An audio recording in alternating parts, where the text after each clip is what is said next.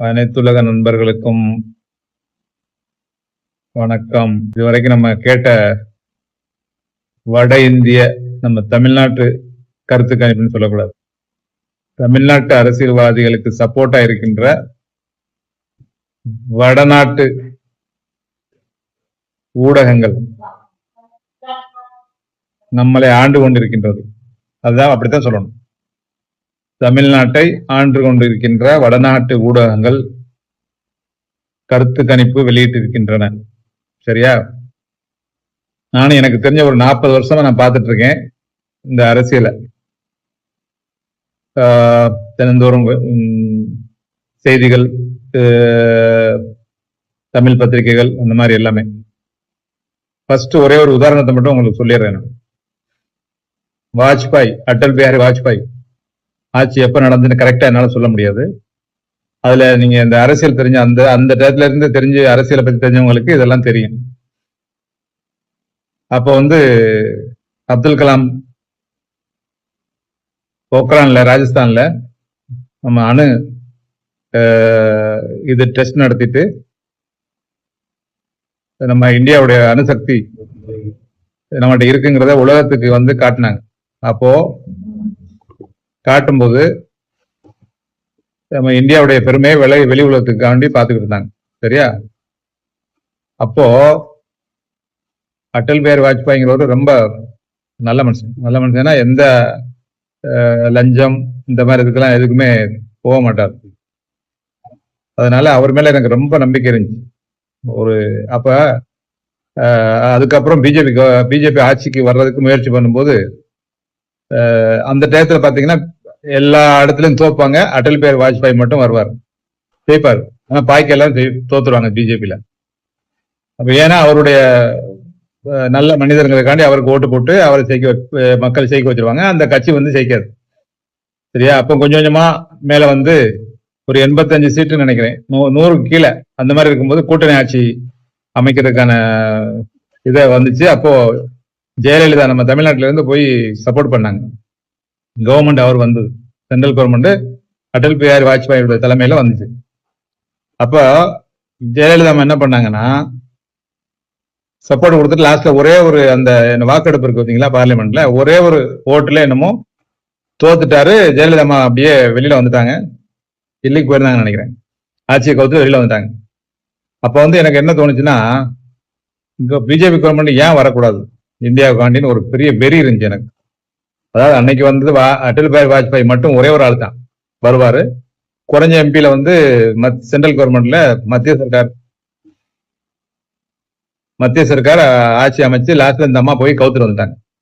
ஆனா அன்னைக்கு பெரிய ஏக்கம் இருந்துச்சு, இந்த பிஜேபி கவர்மெண்ட் வருமா வராதா, வரணுமே இந்தியாவுக்கு இந்தியாவில ஆட்சி அமைக்கணும்னு சொல்லிட்டு ரொம்ப உள்ள தவிப்பு. இப்ப எப்படி நமக்கு மனசுக்குள்ள வருது, நாம் தமிழர் ஆட்சி ஆளணும் அப்படின்னு சொல்லிட்டு. அந்த நேரத்துல அவ்வளவு இதா இருந்துச்சு. எனக்குலாம் பயங்கரமான வெறி, ஏக்கம், ஏன் இவங்களுக்கு ஆட்சியை கொடுக்க கூடாது அப்படின்னு. ஆனா அன்னைக்கு என்னுடைய ஏக்கம், என் மனசுல இருந்த ஏக்கம் இருந்துச்சு பாத்தீங்களா, அது இன்னைக்கு பாத்தீங்கன்னா பிஜேபி அடிக்கிறதுக்கு இந்தியாவில யாருமே கிடையாதுங்கிற நிலைமைக்கு வந்துச்சு. அவங்களுடைய வளர்ச்சி, அவங்க ஆட்சி எப்படி நடத்தலைங்கிறது அதுக்கு நான் போல. சரியா? அதுக்கப்புறம் மோடி இப்ப 2வது தடவை வந்திருக்காரு. அப்படிங்கும்போது அன்னைக்கு ஒரு சீட்ல கவுத்துட்டு வந்தாங்க இல்லையா, அதுக்கப்புறமா இப்ப நினைச்சு பெருமையா இருக்கு. அன்னைக்கு ஒரு சீட்ல நம்ம ஏங்கிட்டு இருந்தோம், ஏன் அடல் பிஹாரி வாஜ்பாய் கவர்மெண்ட் வரக்கூடாது, அவர் ஆட்சி கண்டினியூ பண்ண முடியலைங்கிற ஒரு ஏக்கம் என்கிட்ட இருந்துச்சு. ஆனா இன்னைக்கு அவங்கனால வேண்டாம்னு சொன்னா கூட போட்டு அடுத்து பிஜேபி கவர்மெண்ட் வந்துகிட்டு இருக்கு. ஒருவேளை இப்ப கேரளா கூட திறந்துருவாங்கன்னு நினைக்கிறேன். அப்போ இப்ப நான் என்ன சொல்ல வரேன், அதுக்கு அர்த்தம் என்னன்னா, இன்னைக்கு நம்ம ஏங்கிட்டு இருக்கோம் நாம் தமிழர் வர முடியலையேன்னு சொல்லிட்டு. ஒரு காலம் இருக்கும், ஒரு காலம் வரும், எதிர்காலம் இருக்கு. நாம் தமிழர் தான் வரும் தமிழ்நாட்டுல, பாக்கி யாரும் வரமாட்டாங்கிறது ஒரு நிலைமை வரும். சரியா? நான் அன்னைக்கு எப்படி ஏங்கினோ அதே மாதிரி இன்னைக்கு நான் ஏங்கிட்டு இருக்கேன். ஒரு நாளைக்கு நாம் தமிழர் ஆட்சி தமிழ்நாடு முழுவதும் மறுக்க முடியாம அவங்கள மூச்சுக்கு மூச்சு நாம் தமிழர்னு சொல்லக்கூடிய இந்த வாடகை வாய்கள் இருக்குல்ல, என்ன சொல்றது, பணத்தை வாங்கிட்டு இன்னைக்கு வெளியிட்டு இருக்காங்கல்ல, நீ என்னன்னாலும் வெளியிட பரவாயில்ல, டிஎம்கே வரட்டும், ஏடிஎம்கே வரட்டும், எது வேணாலும் வரட்டும், ஒரு மாநில கட்சி ஆனதுக்கு அப்புறமா இவர் போட்டிடுறோம், நம்ம நாம் தமிழர் சார்பாக போட்டிடுறோம். அவங்க ஓட்டே வாங்க வேணாம், அவங்க பேராவது வரணுமா இல்லையா? சரியா? அதெல்லாம் நமக்கு நெஞ்சுகள் அப்படியே எரியுது இவங்க பண்ற அந்த வேலைகள். யாருன்றீங்க? இவன் இருக்கா நம்ம தமிழ்நாட்டுல வந்தேறும் குடியில இருக்காங்க பாத்தீங்களா, நமக்கு நம்மள ஆண்டுகிட்டு இருக்கான் பாருங்க, இவனுடைய கைகூலிதான் அவங்கலாம். இவங்க வந்து பணத்தை கொடுத்து அப்படி வெளியிடு இப்படி வெளியிடு, பேர் போடாத. பேர் போடாததுக்கு என்ன காரணம் சொல்லுங்க பாப்போம். பேர் ஏன் போடல? நாம் தமிழர் ஆட்சி வர வேண்டாம், யாருமே ஜெயிக்க வேண்டாம், பேர் ஏன் போடல? 0.0 ஓட்டு எடுத்தாங்க கூட போடுறதுக்கான இவங்களுக்கு மனசு வரல அப்படின்னா அவங்களுடைய வெறி எப்படின்னு பாருங்க. அப்போ நம்ம வந்து ஆளக்கூடாது. அதாவது அங்கேருந்து வந்தேறுங்குடிகள் தான் வரணும், ஆட்சி ஆளணுங்கிற அவங்களுடைய மனசுக்குள்ள இருக்கிறத அப்படியே வெளிக்காட்டுறாங்க. நான் என்ன சொல்ல வரேன்னா,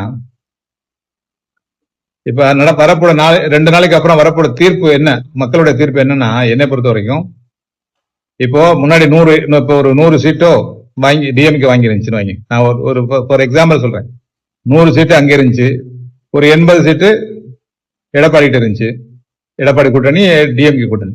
சரியா? இப்போ விஜய் வந்திருக்காருன்னா விஜய்க்கு ஒரு 80 சீட்டு. நாளைக்கு வரப்போற தீர்ப்புல இப்ப என்ன பண்ணாங்கன்னா, விஜய் என்ன வந்து ஒரு என்ன பண்றது, நம்ம மக்களுக்கு வந்து அந்த இது இல்லையே, அறிவு இல்லையே, திரை அந்த மேக்கப் போட்டு பார்த்த அதே காட்சி வந்து இப்ப அரசியல் வரும்னு நினைச்சிட்டு மக்கள் சின்னதுல இருந்து பெருது வரைக்கும் டிவிக்கு தாவாக்கான்னு சொல்லிட்டு, அவனுக்கு தாவாக்கா மட்டும்தான் தெரியும், அதுக்கு பின்னாடி இருக்க எந்த அவனுடைய கதையே தெரியாது. சரியா? தமிழ்நாட்டை பத்தி என்னன்னு கேட்டா தெரியாது. விஜய பத்தி சொல்லுவான், சொல்லிட்டு போறான், அது கொஞ்ச நாளைக்கு அப்புறம் அவன் புரிஞ்சுக்குவான். நான் என்ன சொல்ல வரேன்னா, நாளை பொறுத்துள்ள தீர்ப்பு 100 சீட்டு, நான் சொல்றது வந்து ஃபார் எக்ஸாம்பிள் 100 சீட்டு டிஎம் கிட்ட இருந்துச்சு, 80 சீட்டு எடப்பாடி கிட்ட இருந்துச்சு, பாக்கி இன்னொரு இருந்துச்சு வைங்கள. இப்போ விஜய் வந்துட்டார். விஜய் வந்திருக்கும் போது அவர் ஒரு சினிமா பிரபலம், அவருக்கான ரசிகர்கள் ஓட்டு போடுறாங்க வைங்களேன். அந்த ஓட்டு யாருக்கு வந்திருக்கும்? ஒன்னு டிஎம்கே கட்சியில இருந்து வந்திருக்கும், 2வது எடப்பாடி கிட்ட வந்திருக்கும், 3வது வந்து நாம் தமிழர்ல இருந்து வந்திருக்கும் அப்படின்னு வைப்போம். அப்போ 75 அப்போ டிஎம்கேல வந்து 25 குறைஞ்சிருச்சு, ஏடிஎம்கேல 25 குறைஞ்சிருச்சு, நாம் தமிழ்ல 25 குறைஞ்சிருக்கு. அப்ப இதெல்லாம் போய் இப்ப 75, நான் சொல்றது சாம்பிள் தான், ஒரு ஃபார் எக்ஸாம்பிள் 75 சீட் டிஎம்கே கிட்ட இருக்கு, 75 எடப்பாடி கிட்ட இருக்குது, 75 தாவேக்கால இருக்கு. சரியா? தாவேக்காவுக்கு புது ஓட்டுகள் அது எங்கேருந்து வந்துங்கிறது நான் சொல்லிட்டேன். அதே மாதிரி ஆளுங்கட்சிக்கு வந்து எதிர்ப்பு ஓட்டுகள் இருக்குல்ல, அது குறைஞ்சிருக்கும். புதுசா போய் டிஎம்கேயோ ஏடிஎம்கேக்கு புதுசா போய் ஃப்ரெஷர் ஓட்டு போடுறது வந்து கம்மி, போட்டிருக்க மாட்டாங்கிறது நம்ம நம்பலாம். கொஞ்சம் குறைஞ்சபட்சம் வந்திருக்கும்.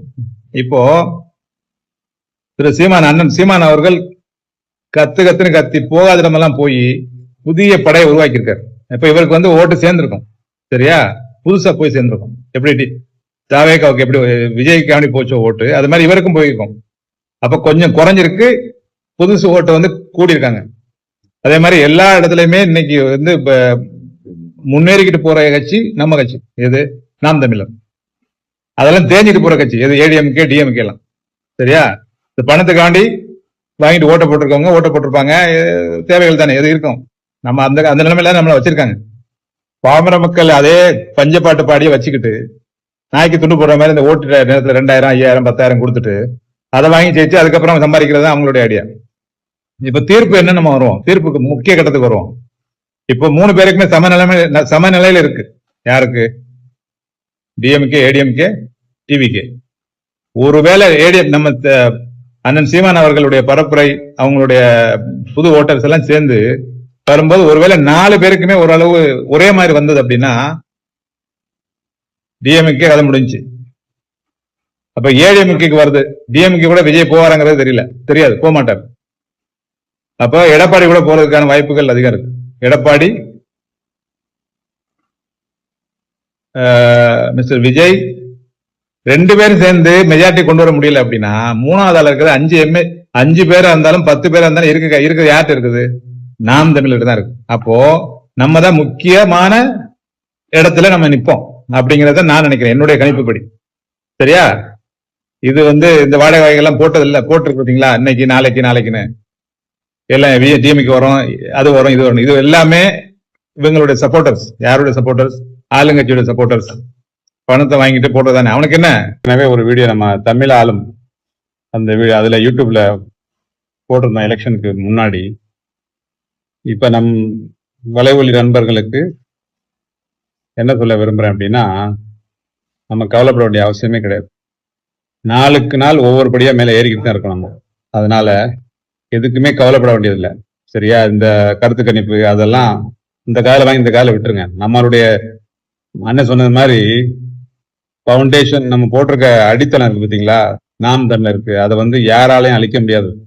மெதுவா கொஞ்சம் கொஞ்சமா போகும். ஒரு காலத்துல நம்ம வந்து ஆட்சியை பிடிப்போம். அன்னைக்கு இந்த வாடகை வாயிலிருந்து பணம் வாங்கிட்டு பேசுற இந்த கருத்து கணிப்பெல்லாம் வாயிலிருந்து வர்ற வார்த்தை நாம் தமிழரை விட வேற எதுவுமே வராது அப்படின்னு நான் நினைக்கிறேன். நினைக்கிறது இல்லை, அதான் உண்மை. பொறுத்திருப்போம். நம்ம பொறுத்திருந்து நம்மளுடைய பலத்தை நாம் காட்டுவோம்.